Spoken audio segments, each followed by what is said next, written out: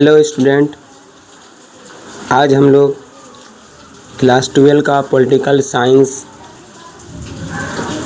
पर चर्चा करेंगे और पॉलिटिकल साइंस का चैप्टर जो रहेगा वो चैप्टर 2 रहेगा, जिस चैप्टर का नाम है सत्ता के वैकल्पिक केंद्र। और ये इस वीडियो में 50 क्वेश्चन ऑब्जेक्टिव का सीरीज रहेगा और ख़ास तौर पे आप लोग बहुत ज़रूर से देखिएगा, ये एग्ज़ाम के दृष्टि से इम्पोर्टेंट है। चलिए देर ना करते हुए स्टार्ट करते हैं। आज का पहला प्रश्न है, समकालीन विश्व में सत्ता के नए केंद्र किसे कहा जाता है? तो समकालीन विश्व में सत्ता के नए केंद्र किसे कहा जाता है? तो इसमें अमेरिका, यूरोपीय संघ, दक्षिण कोरिया और सभी हो जाएगा। तो इसका जो राइट आंसर हो जाएगा ऑप्शन डी राइट आंसर हो जाएगा, सभी हो जाएगा। चलिए क्वेश्चन नंबर 2 पे चलते हैं। क्वेश्चन नंबर 2, यूरोपीय संघ का गठन किस संधि के साथ हुआ है?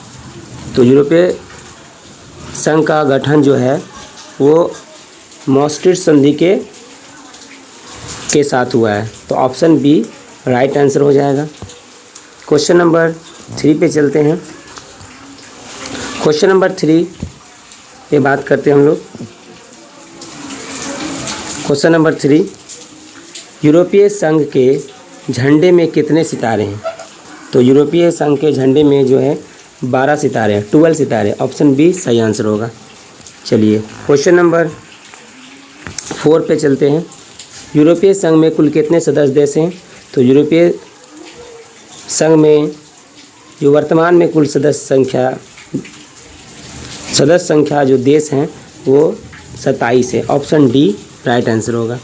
चलिए क्वेश्चन नंबर 5 पे बात करते हैं। क्वेश्चन नंबर 5, यूरोपीय संघ की मुद्रा कौन है? तो यूरोपीय संघ की मुद्रा जो है यूरो को कहते हैं, यूरो।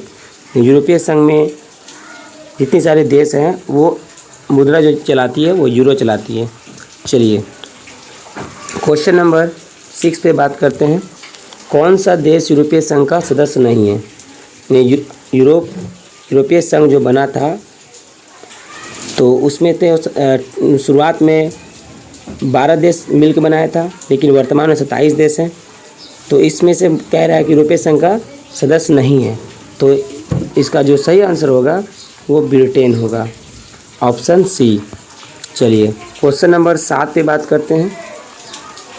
क्वेश्चन नंबर 7 कह रहा है कि maastricht संधि किस वर्ष हस्ताक्षरित हुई? तो maastricht जो संधि जो होता है वो 1992 में हुआ। ऑप्शन बी 1992 में। चलिए क्वेश्चन नंबर नेक्स्ट पे बात करते हैं। किस वर्ष ब्रिटेन ने यूरोपीय संघ से अलग होने का निर्णय किया? किस वर्ष? तो 2016 में। तो 2016 में ब्रिटेन ने यूरोपीय संघ से अलग होने का निर्णय ले लिया। चलिए क्वेश्चन नंबर 9 पे बात करते हैं। आसियान संगठन की स्थापना कब हुई? जो आसियान संगठन की स्थापना जो हुआ है वो 1967 में हुआ है, 1967 में। और आसियान की जो सदस्य संख्या जो देश है वो 10 है। चलिए क्वेश्चन नंबर 10 पे बात करते हैं। आसियान का उद्देश्य क्या है? तो आसियान का जो उद्देश्य है आर्थिक विकास करना, सैन्य विकास करना, सांस्कृतिक विकास करना। तो इसमें सब हो जाएगा, उपरोक्त सभी। तो ऑप्शन डी राइट आंसर होगा। चलिए क्वेश्चन नंबर 11 पे बात करते हैं। आसियान के प्रतीक चिन्ह में क्या दर्शाया गया? तो आसियान का जो प्रतीक चिन्ह में वो धान की 10 बालियाँ को दर्शाया गया है। चलिए क्वेश्चन नंबर 12 पे चलते हैं। आसियान के कितने संस्थापक देश थे? तो जो शुरुआत में जो आसियान का जो संस्थापक देश था वो 5 था, हालांकि ये वर्तमान में 10 हो चुका है। चलिए क्वेश्चन नंबर 13 पे बात करते हैं। आसियान का विजन 2020 किससे संबंधित है?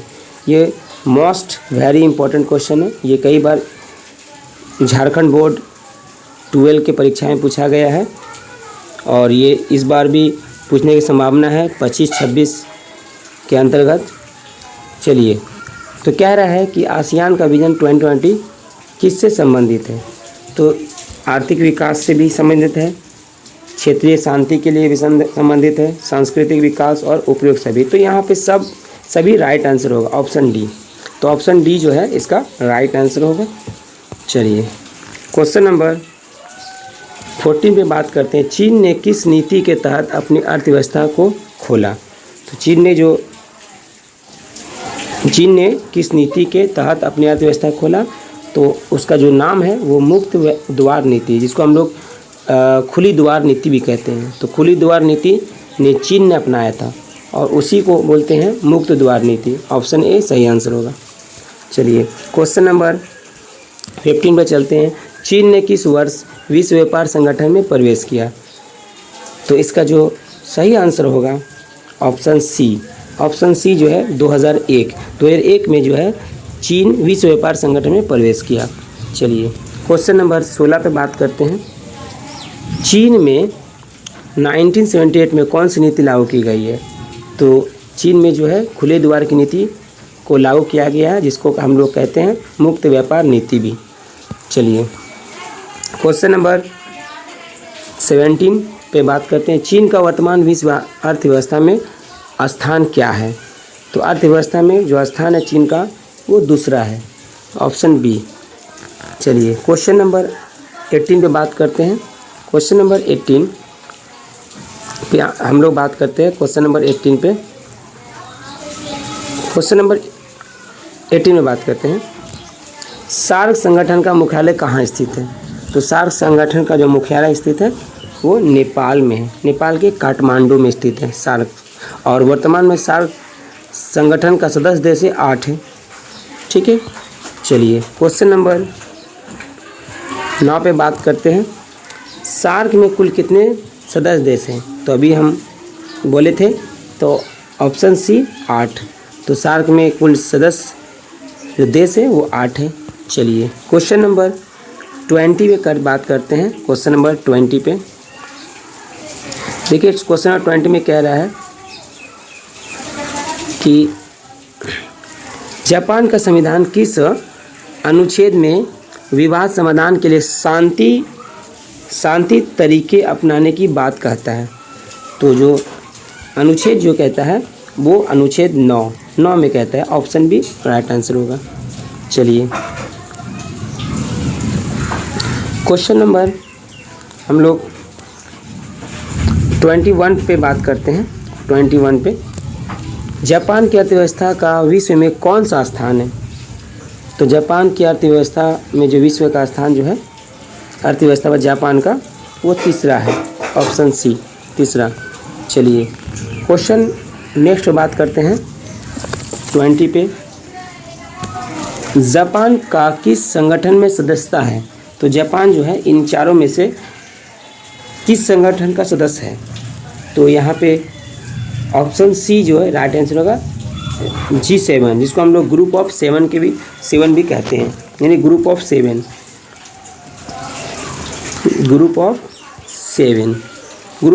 भी कहते हैं। तो जापान जो है ग्रुप ऑफ 7 का सदस्य है, यूरोपीय संघ का नहीं है, आसियान का भी नहीं है, सार्क का भी नहीं है। तो इसका राइट आंसर होगा ऑप्शन सी। चलिए, क्वेश्चन नंबर 23 से बात करते हैं। दक्षिण कोरिया की राजधानी क्या है? तो दक्षिण जो कोरिया की राजधानी जो है सियोल है, ऑप्शन बी सियोल। चलिए, क्वेश्चन नंबर 24 पे बात करते हैं। दक्षिण कोरिया का विकास किस नदी के किनारे स्थित है? दक्षिण कोरिया का जो विकास हुआ है यानी किस नदी किनारे स्थित है? तो वो ऑप्शन ए हान नदी। दक्षिण कोरिया जो है बसा हुआ हान नदी के किनारे बसा हुआ। चलिए, क्वेश्चन नंबर 25 पे बात करते हैं। दक्षिण कोरिया का हान नदी पर चमत्कार किससे संबंधित है? तो यहाँ पे क्या है? औद्योगिक विकास से संबंधित है, औद्योगिक विकास, ऑप्शन बी। चलिए, क्वेश्चन नंबर 26 पे बात करते हैं हम लोग। 26 पे दक्षिण कोरिया का मानव विकास सूचकांक विश्व में किस स्थान पर है? यहाँ पे है तो इसका जो राइट आंसर हो जाएगा ऑप्शन सी 18। दक्षिण कोरिया जो मानव विकास सूचकांक विषय में 18वें स्थान पर है। चलिए क्वेश्चन नंबर हम लोग बात करते हैं 27 पे। दक्षिण कोरिया का प्रमुख ब्रांड कौन सा है? दक्षिण कोरिया का जो प्रमुख ब्रांड है LG। जो LG टीवी LG है क्या? LG जो कंपनी है वो दक्षिण कोरिया का ब्रांड है। तो इसका ऑप्शन ए हो जाएगा LG। चलिए क्वेश्चन 28 में बात करते हैं। चीन की साम्यवादी क्रांति कब हुई? तो चीन में जो साम्यवादी क्रांति 1949 को हुआ, 1949 को हुआ, ऑप्शन सी। चलिए क्वेश्चन नंबर 29 पे बात करते हैं। चीन की आर्थिक सुधार प्रक्रिया किस वर्ष शुरू हुई? तो इसका सही आंसर हो जाएगा ऑप्शन बी 1978 को, ऑप्शन बी इसका सही आंसर होगा। चलिए क्वेश्चन नंबर 30 में बात करते हैं। दक्षिण कोरिया किस संगठन का सदस्य है? तो दक्षिण कोरिया जो है ऑप्शन सी यानी OECD एक संगठन है। इस संगठन का दक्षिण कोरिया सदस्य है।